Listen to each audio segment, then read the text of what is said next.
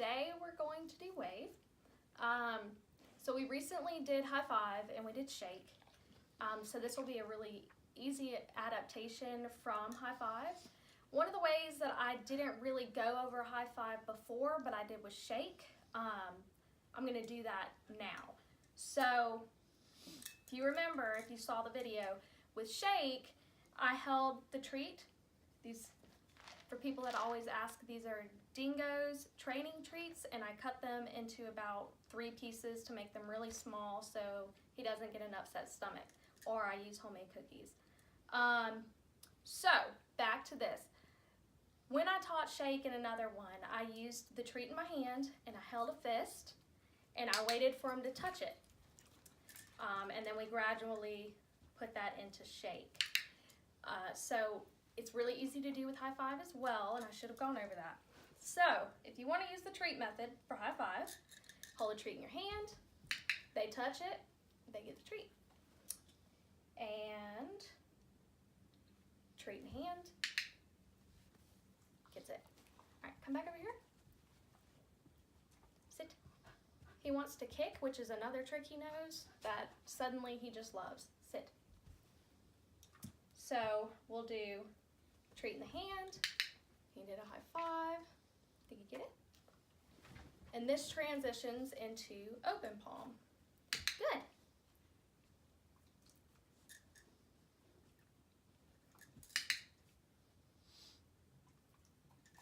And then you add the cue, as we know, high five.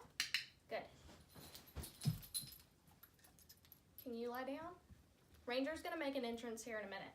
Come over here. Back. Back up. Sit. So for wave, you transition from high five in the sense that you hold it up as a high five. You're very excited. Can you sit down? So you hold it up like a focus. Hold it up like a high five, and you just don't let them touch your hand. That's the goal. And that gets their paw up in the air, and they learn that no contact is the goal. Back up. Stand. Stand up.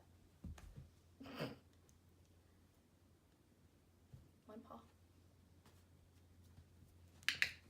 So he did make contact, but I rewarded because he messed it up several times before. He's a little confused. Sit. So that time he did a good wave. And again, you don't add the verbal cue until the behavior is established, and that's just the best way to get them to really get the trick down and not confuse them. So you do like the high five, hand up, sit.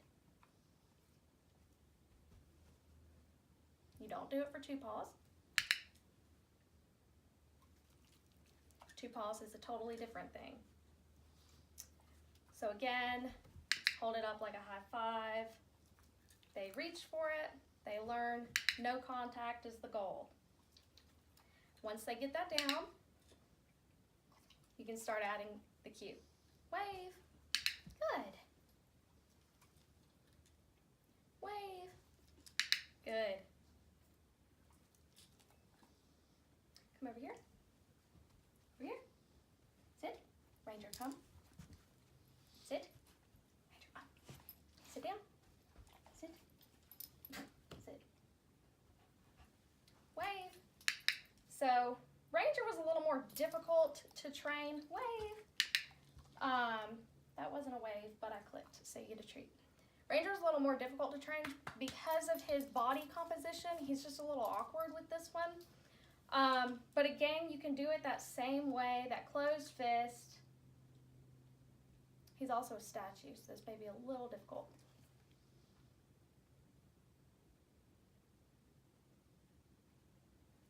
See the treat?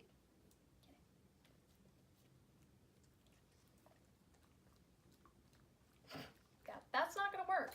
So we'll allow it, we'll move on. So that didn't work for Ranger. Sit. Works for Kodak, who's more treat driven. Ranger's play driven. So he knows high five. And wave was the same method. I hold it up he holds his paw up. Good. Sit. Wave. Good, Ranger. Kodak, you didn't wave. Wave. Good boys. So some tricks, some dogs are just better built for. Good boy. Kodak, wave. Wave. Good. And there's things that Ranger's really good at that Kodak's not. He's got longer arms, so he's good for cover. Can you show the camera? Come here. Cover. Come. He also knows over. Cover. Kodak, lay down. Cover. So Ranger's got it down really good. Cover. We'll do that one later. That one is much more advanced. But last time, up. Kodak, sit. So you start out, sit. If they don't know the high five, you can do the treat method, to the open hand method, to the words high five. Good. And then again, real quick, from that high five, you do the same verbal, not verbal, you do the same non-verbal, and no contact means reward. Good. And then you add it. Wave. Wave. Good boy. Sit. Sit. Wave. Yeah, he's not going to do it. Come here. Sit. Wave. All right, so that's it. We will just parting you with the do's. Bye.